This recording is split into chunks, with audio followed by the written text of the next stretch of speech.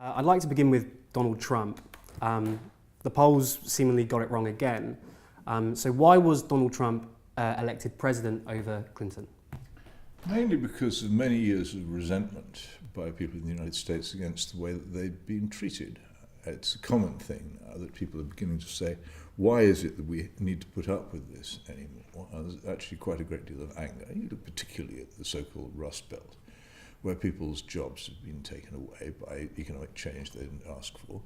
You look at the enormous change in the United States caused by the more or less encouragement of mass immigration from the 1990s onwards by governments of both parties. You look at the way in which standards of living have gone down at the same time as people have felt that the society in which they grew up has become unrecognisable. And it's pretty easy to see that anybody who can articulate that is going to do pretty well in an election. And then when they're up against a candidate such as Hillary Clinton, who, for all her undoubted talents, is not particularly lovable, and also has spent an awful lot of time doing the sort of things which politicians do, which don't make people feel that you're one of them. I think it didn't surprise me. When people asked me before the election, how's it going to go, I said, I simply don't know. It's impossible to predict. One has learned, particularly when they're close, not to take the opinion polls too seriously. But I wasn't surprised when Donald Trump won the election at all, because of the huge amount of resentment which is abroad in almost all Western societies now about what has happened to what you might call normal people.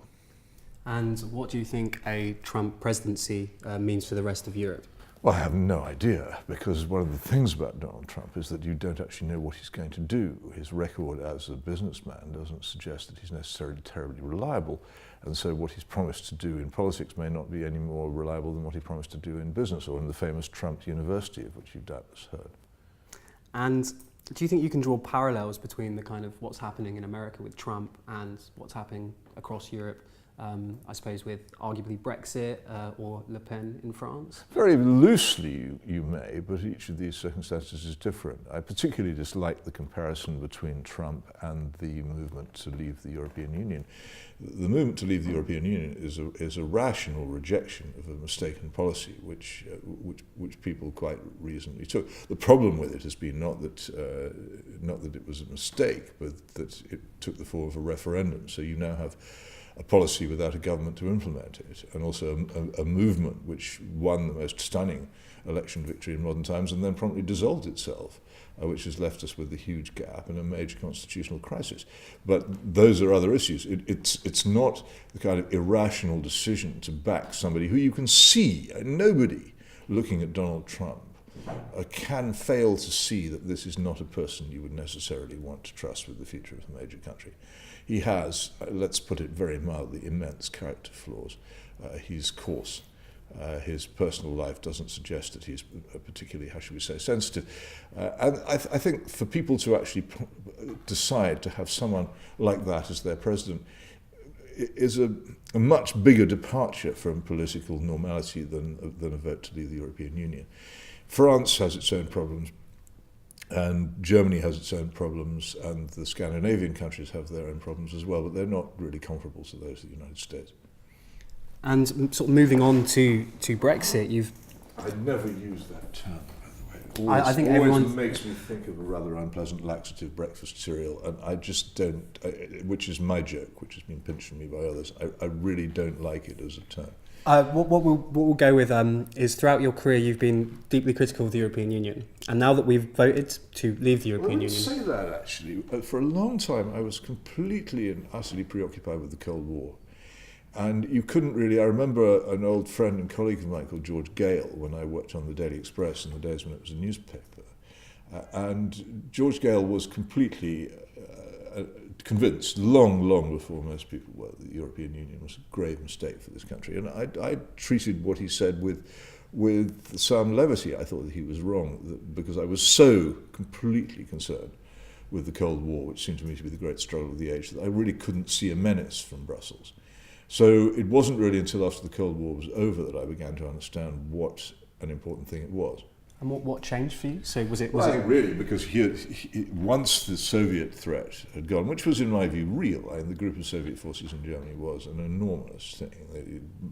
East Germany practically sank under the weight of military equipment and troops there. And had it not been for the counterweight of nuclear deterrence, the Soviet Union would have dominated Western Europe and would have liked to have done so. And when that threat went, we were all relieved of a great burden.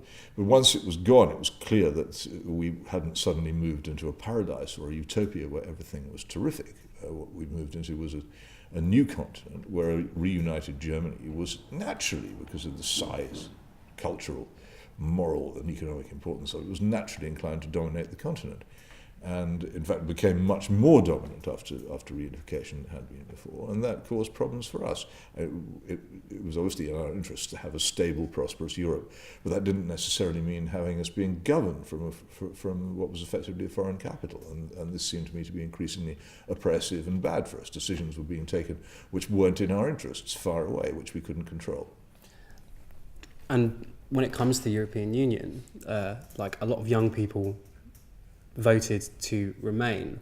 What do you think the future will be like for young people in this country now that we've left the European Union? Well, I don't necessarily see why it should be any particularly different. There's this great confusion between Europe and the European Union. I yield to no one in my enjoyment and pleasure in travelling in and visiting the European continent and appreciating its huge cultural contribution to the world and everything else. The idea that people who oppose membership of the European Union are xenophobes who daren't go abroad and who hate it is the most ridiculous accusation, and one had to spend half one's time simply fending it off.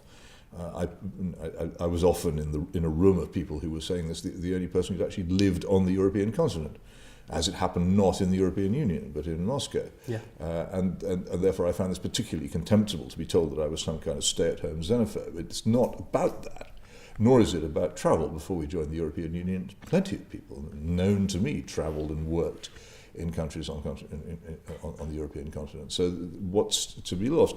What's changed is that we're no longer governed from the European Union headquarters in Brussels, and our Supreme Court will no longer be in Luxembourg, where it is now. And this is a major thing. Independence in a country is an important thing. Most of us have applauded the independence of countries freed from various colonial yokes over the past 60 years. Why then are we so unwilling to be in favour of the independence of our own country? I don't understand why anybody wouldn't want their own country to be independent of foreign control. Some people in this country have said that this is the most right-wing conservative government, and they say other things about the BBC, whilst other people like yourself would say that this is by no means a conservative government whatsoever, and in fact the BBC, for example, have a kind of left-wing bias. So my question was, why is there such polarisation when it comes to analysing this government and our institutions? A lot of these things come from the fact that people don't have any idea what they're talking about. Most people, most of the time, in my experience, don't have any idea what they're talking about, and because they've never bothered to check. And my great advantage in this is I'm a former Marxist-Leninist, and I understand the categories of politics rather better than they do. Right. And that's, the idea that the Conservative Party, because it calls itself the Conservative Party, is a conservative body, is ridiculous. The Conservative Party is an organisation for retaining office for the sons of gentlemen. It would guillotine the Queen in Trafalgar Square with marching bands playing if it thought that would get it into office. It has no other function. It doesn't have any politics. Its current politics, because it's learned to fit in, are roughly the politics of equality and diversity, of political correctness, which is a term I dislike but for which I can find no substitute, of hostility towards national sovereignty, all a standard package of post-1960s self-righteous belief which has replaced Christianity among thinking people in most advanced countries. And you mentioned your leftist roots, which are quite well publicised by yourself, and something that I found quite interesting is in your blog this year, you said, for the first time in my life, this country is actually coming to resemble the Marxist caricature of crude money and power. Yeah. And what I was wondering is that, do you ever have second thoughts about, because you were a proper kind of convert of... I was the most dreadful homicidal Bolshevik, yes. I would have set up a police state tomorrow and murdered people who disagree with me. I'm not going back to that. When they first stated it, it was a caricature. The world was not like that. The world they sought to overthrow was not like that. Not even the Russia which they overthrew. The Russian government, which the Bolsheviks overthrew, was the first liberal democracy Russia had ever had, for instance. People forget this. The Tsar fell in the February Revolution, and what the Bolsheviks overthrew was an attempt at a constitutional government which had just begun the first moves towards a proper democracy, and it had probably the first and for many decades after the last free elections that Russia had ever seen, and that's what they overthrew. They lied all the time about what it was they were against, and after they overthrew it, they lied about what it had been. And the left tend to do that quite a lot. They don't scruple because they very much are ends justify means people. In one of your many Question Time appearances, you were asked the question, and I'm paraphrasing, but it was about the future for young people. And your response was that I think young people should emigrate before it's too late. I was wondering, do you still feel the same? It's good advice. You should take it. And a bit in I wouldn't stick around here. Why? Like that's... Well, because I've never seen a more doomed society. I've lived in a doomed... I lived in the Soviet Union. I saw a doomed society, so it collapsed. Catastrophes happen. I've never seen anywhere more ripe for catastrophe, economically, culturally, and almost any other way you care to name. Everything is running out. If you want to discuss economics, there's the current account balance. There's the complete catastrophe of our trade balance. There's the enormous level of personal and public indebtedness that cannot be paid. The inevitable price in inflation, which that will actually exact. The first step of it, which has been misattributed to the European Union referendum, was the huge fall in the value of the pound in June. That was just an excuse. It had been due to fall. I'd been predicting it would fall for ages. It will fall further. I would not be at all surprised if within a couple of years the dollar is worth more in the world markets than the pound sterling. Maybe then people will begin to realize how serious it is. And then you put together with that an education system which would shame Haiti, a criminal justice system which is almost falling apart. Our prisons are a disgrace, uncontrollably full of criminals we don't deter, but not big enough to contain the huge number of criminals who we neither prosecute nor punish. So we have all these disasters going on, and a general social meltdown caused by a social catastrophe of the collapse of marriage. Put all that together with economic decline, unwanted mass immigration and discontent, a huge economic gulf between the southeast and the north, the accelerating breakup of the United Kingdom, and you have all the ingredients for a social catastrophe. Well, it's coming. I wouldn't stick around for it. I have to stay. I'm too old to leave.